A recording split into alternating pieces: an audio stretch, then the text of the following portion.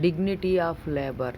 ఏ పనైనా సరే, పని చిన్నదా పెద్దదా అని కాకుండా, చిన్న పనైనా పెద్ద పనైనా సరే అంకిత భావంతో, డెడికేషన్‌తో చేసుకోవాలి.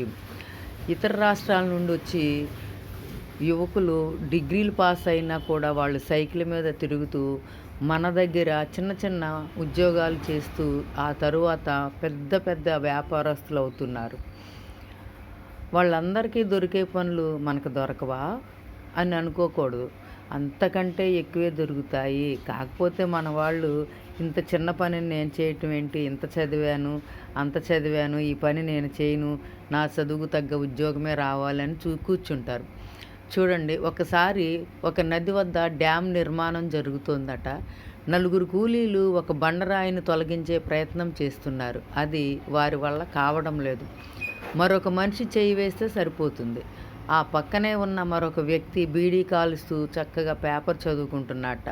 ఆ దారిన వెళ్ళే ఓ వ్యక్తి బీడీ కాలుస్తున్న వ్యక్తితో, మీరు వారికి సహాయం చేయొచ్చు కదా అని అడిగాడంట. దానికి అతను, భలే వారే, నేను సూపర్వైజర్ని, వాళ్ళు చేసే పనిని పరిశీలించాలి అంతే అన్నాడట. అలాగా అని ఆ కొత్త వ్యక్తి వారికి సహాయం చేశాడట. ఈసారి మీకు ఇలాంటి అవసరం వస్తే చీఫ్ ఇంజనీర్కు కబురు పంపండి, నా పేరు మోక్షగుండం విశ్వేశ్వరయ్య అన్నాడట. దాంతో బీడీ కింద పడేసి క్షమించమని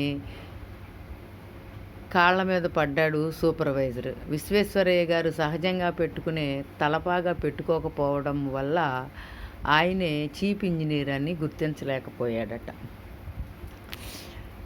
వీడియోస్ చూస్తున్నారు కానీ లైక్ చేయట్లేదండి. లైక్ చేసి సబ్స్క్రైబ్ చేసి మా ఛానల్కి సపోర్ట్ ఇవ్వండి. Thank you.